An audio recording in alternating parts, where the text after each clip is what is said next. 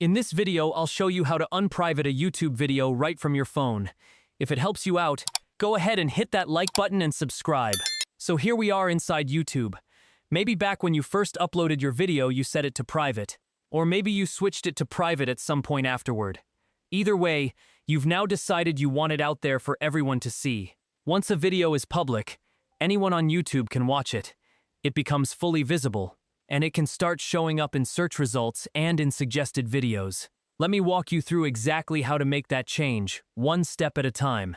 To get started, look down at the bottom right corner of the YouTube app and tap on the U tab.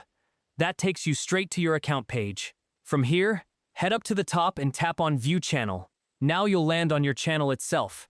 If this happens to be the wrong account, just tap your profile in the top left corner and switch over to the channel you actually want to work with. Once you're on the right one, tap Videos to pull up everything you've posted.